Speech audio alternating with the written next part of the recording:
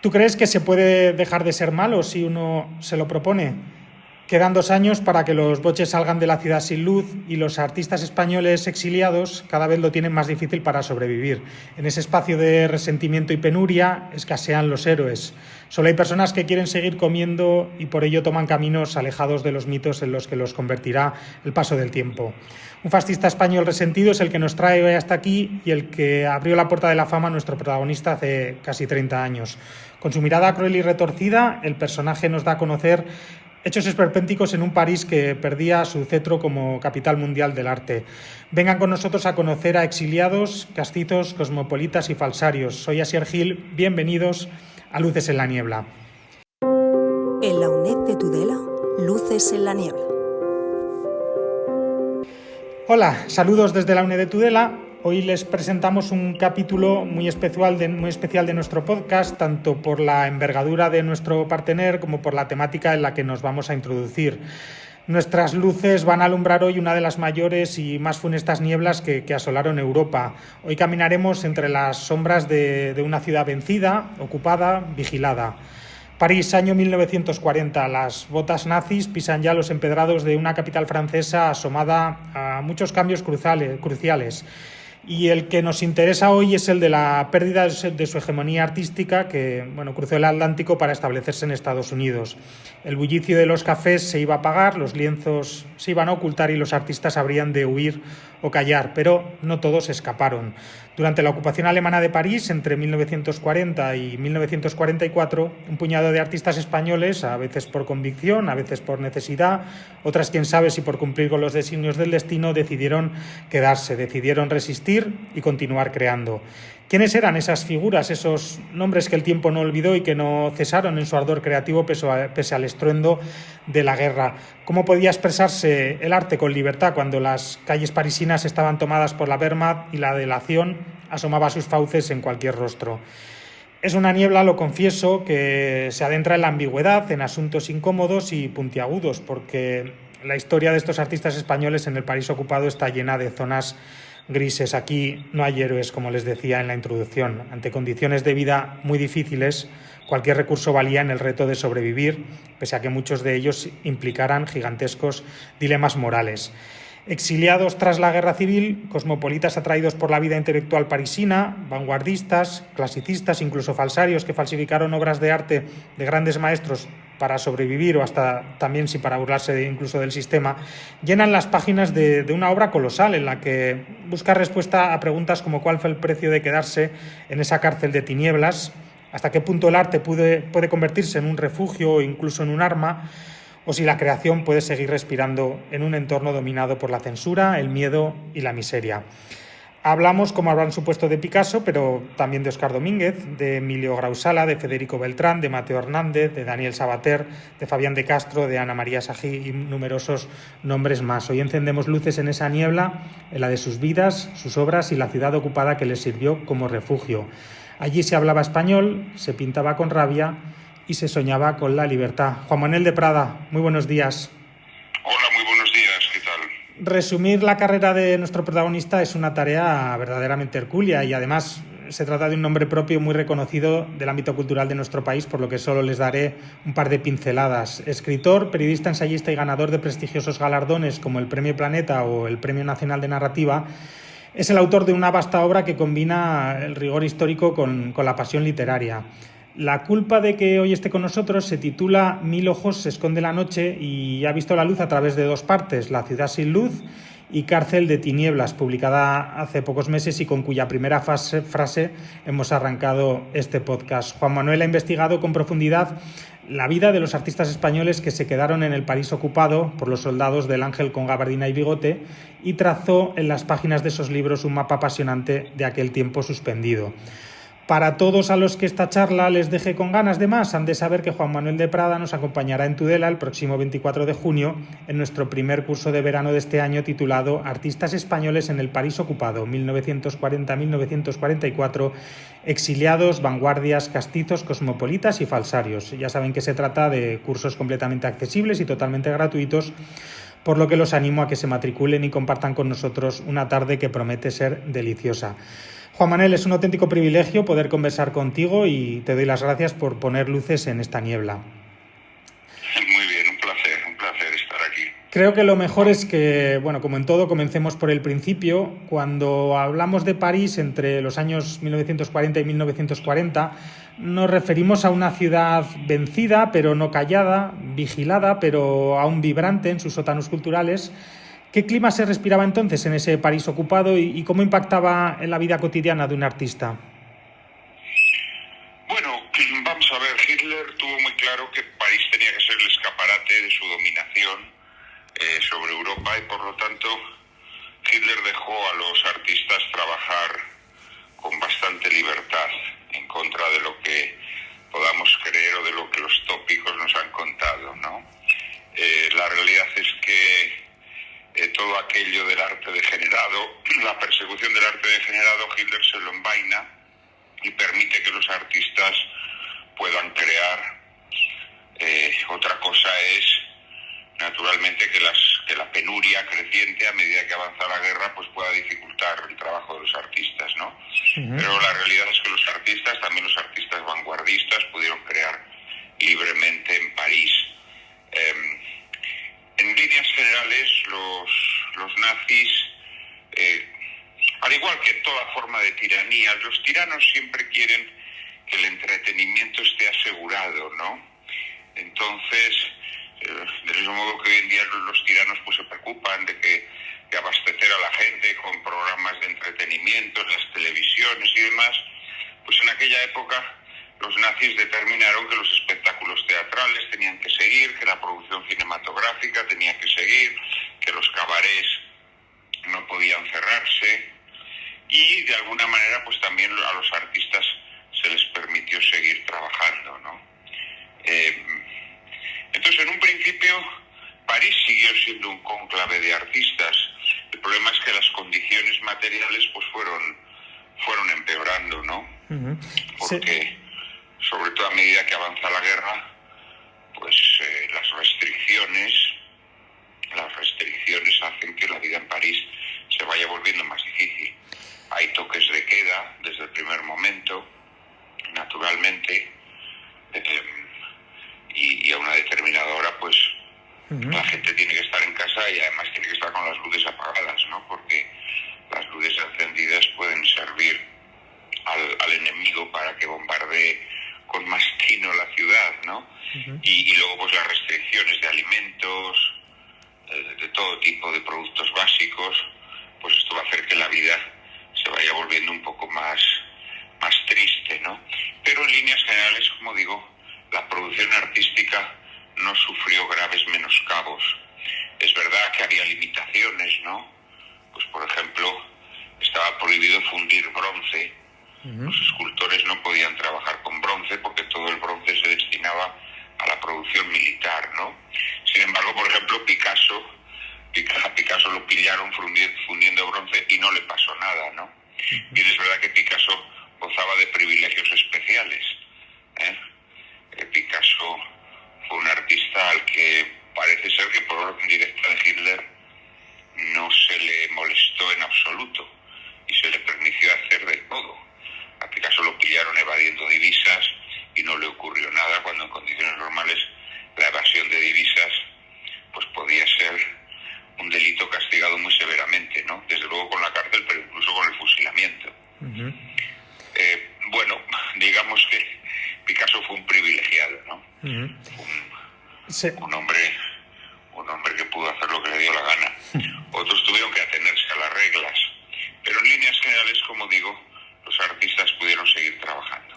Se sabe que, bueno, que al final muchos artistas prefirieron la huida, pero también hubo otros que apostaron por quedarse y entre ellos, pues como decimos, había españoles. Eran exiliados de una guerra civil recién perdida y se enfrentaban ahora a otra ocupación, en este caso la alemana.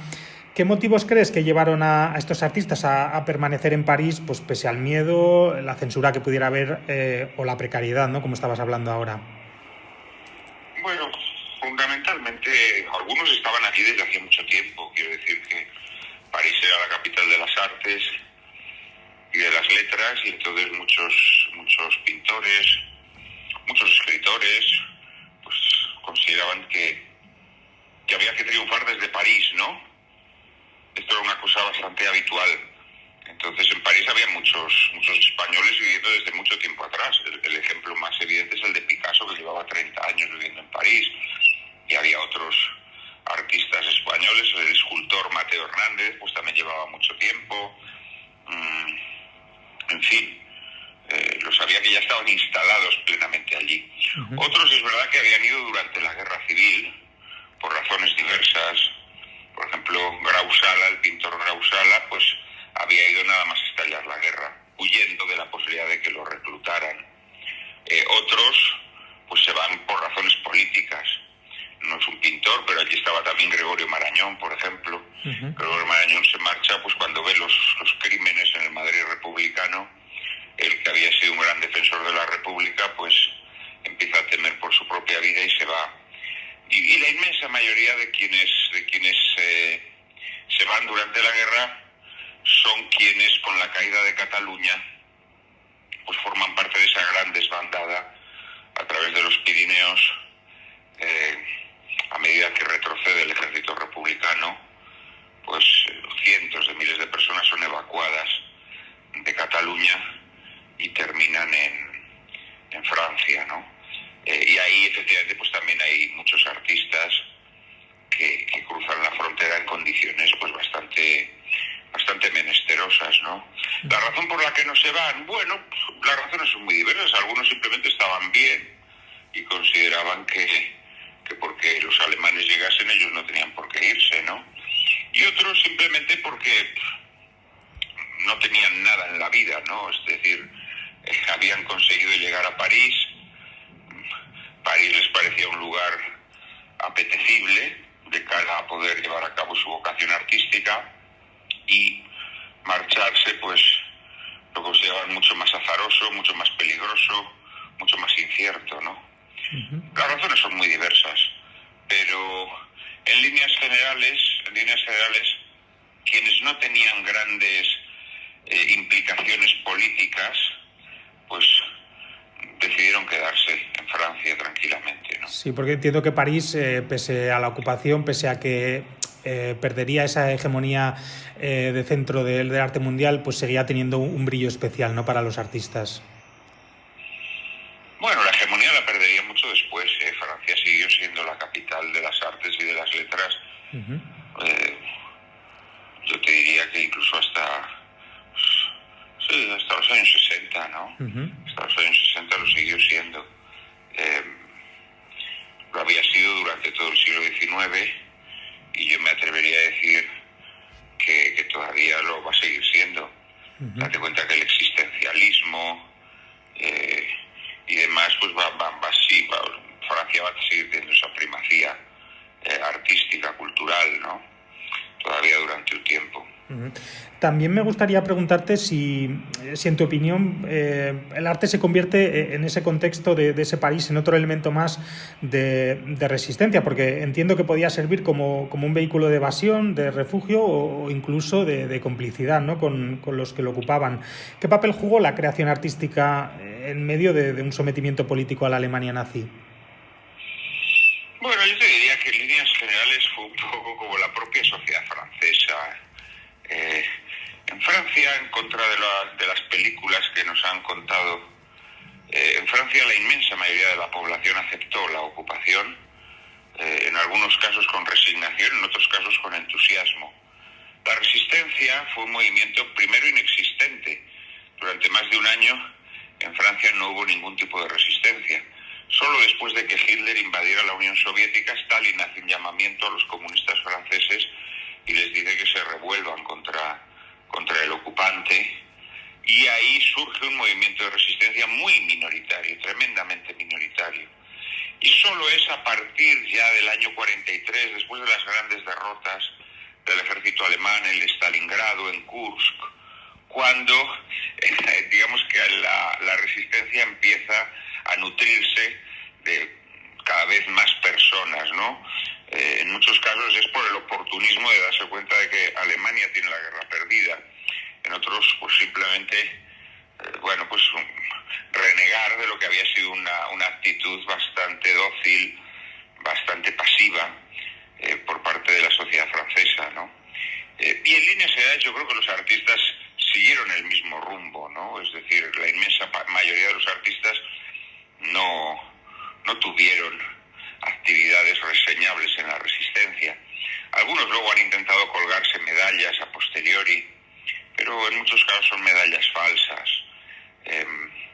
Incluso las publicaciones clandestinas que había, como la Mena Plume, de la que yo hablo en mi novela, que se presentan como publicaciones de la resistencia y demás, esto es muy dudoso, es muy, muy dudoso.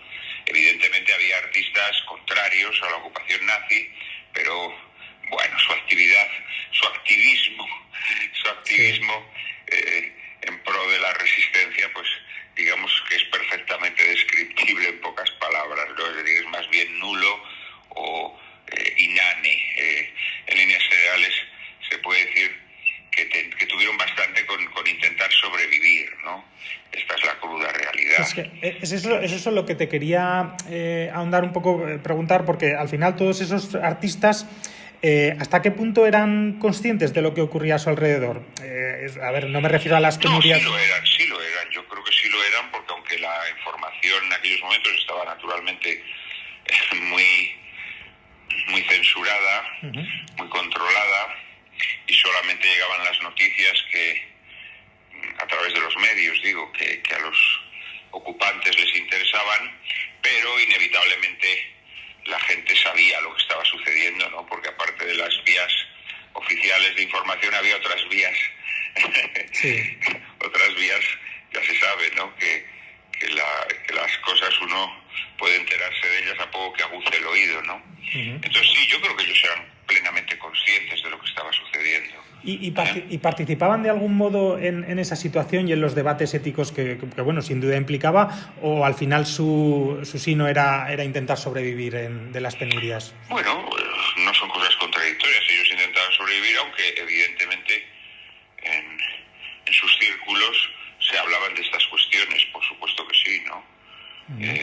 Y lo sabía que eran simpatizantes de los alemanes, lo sabía que eran detractores de los alemanes. Esto sí, en las tertulias, en las reuniones entre artistas, naturalmente que estos temas se hablaban. Sí. Siempre discretamente, claro. Siempre discretamente. Entre los nombres que mencionas en tu investigación hay perfiles, la verdad, muy distintos: clasicistas, vanguardistas, incluso falsificadores.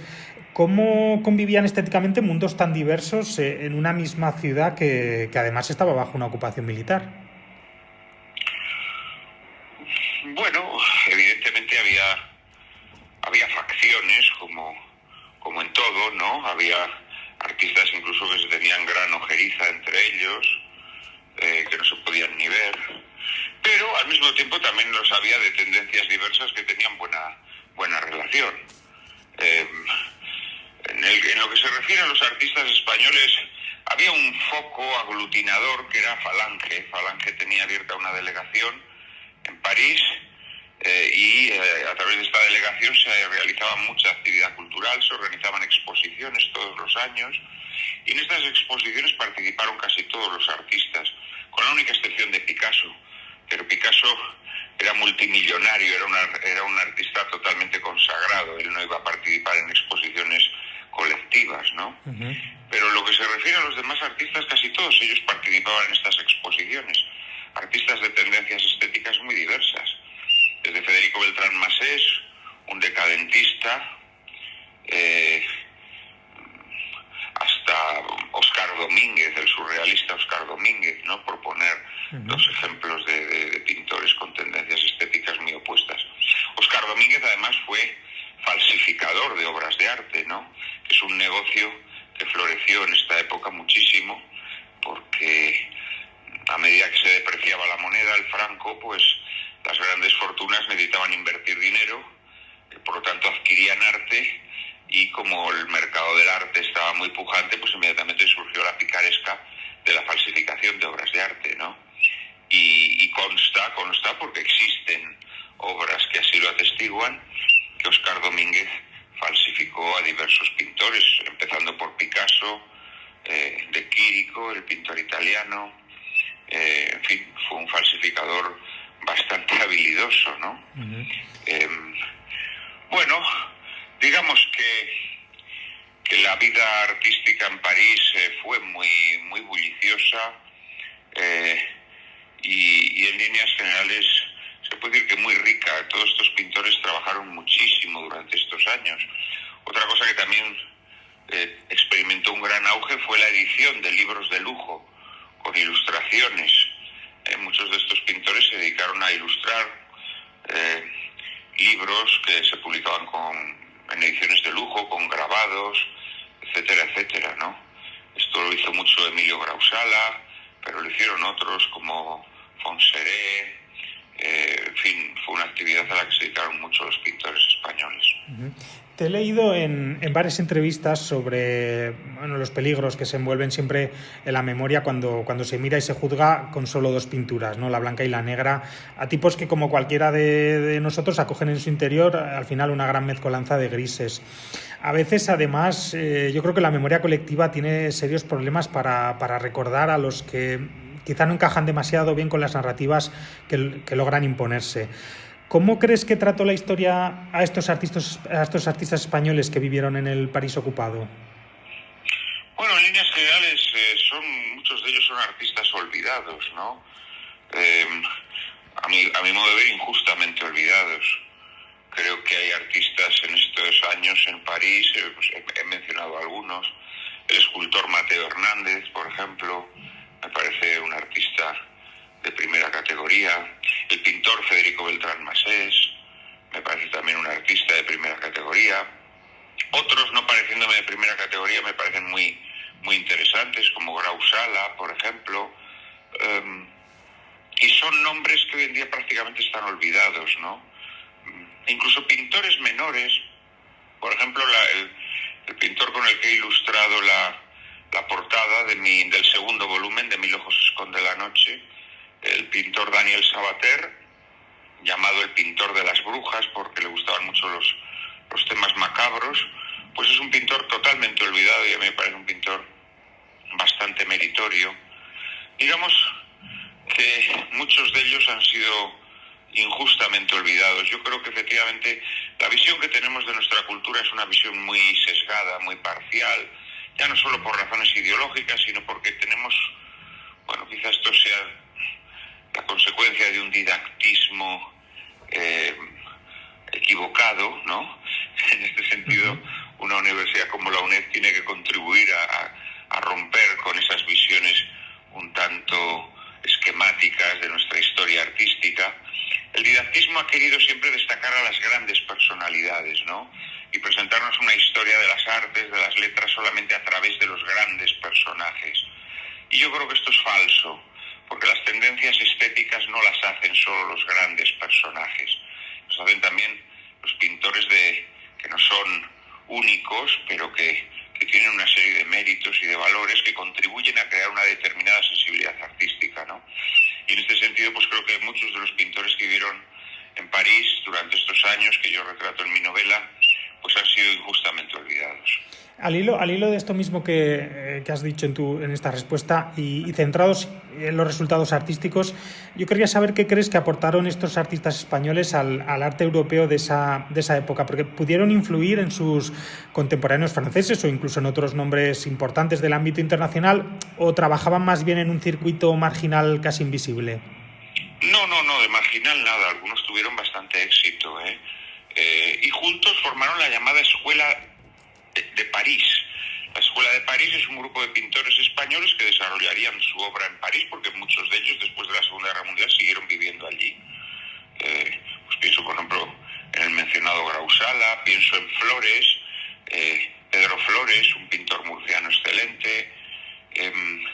Eran pintores de tendencias diversas, algún posimpresionista, abstractos, expresionistas, bueno, había de muchas tendencias, ¿no? Ahí estaba Tony Clavé, ahí estaban una serie de pintores, la verdad, muy interesantes, muy variados, y que tuvieron, yo creo que sí, influencia sobre la pintura francesa también, Porque, digamos, los franceses siempre se han sentido muy atraídos hacia ciertas peculiaridades de la cultura española, Ahí está, por ejemplo, los toros, la tauromaquia, es una cosa que siempre ha interesado mucho a los franceses.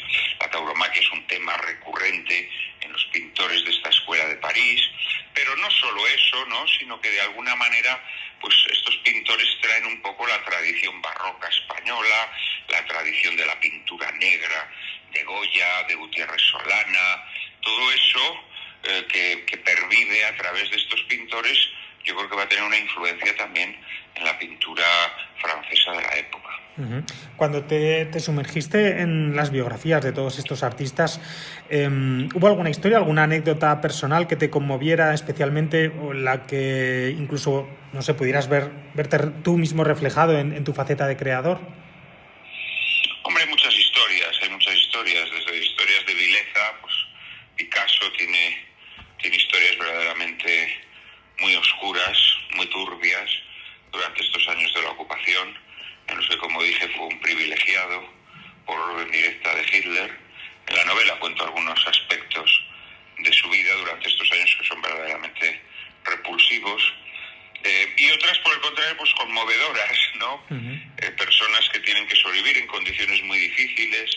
Hay un personaje que a mí me resultó especialmente llamativo y querido, que es un pintor gitano, Fabián de Castro. Es un pintor gitano que es una cosa ya en sí misma bastante pintoresca e insólita, pero que además pues fue un hombre que desarrolló su labor allí en París en condiciones difíciles. Él era un guitarrista flamenco que un día determinado pues descubre el arte y hacía una pintura muy naif, una pintura muy ingenua, pero llena de verdad humana, ¿no? Llena de verdad humana.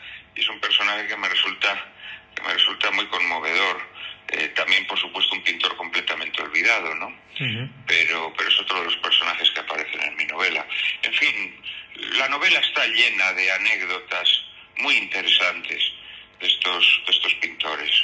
Para terminar esta conversación, la verdad es que soy incapaz de no plantear un hilo que nos acerque un poco a la actualidad, porque creo que todos hemos tenido la sensación en algún momento de que los fantasmas del siglo XX no están tan lejos como creíamos, y en una Europa y en un mundo donde están resurgiendo discursos autoritarios, donde el exilio vuelve a ser una palabra viva si es que alguna vez había muerto, donde incluso se llega a polarizar, ¿no?, hasta el papel del arte en la esfera pública.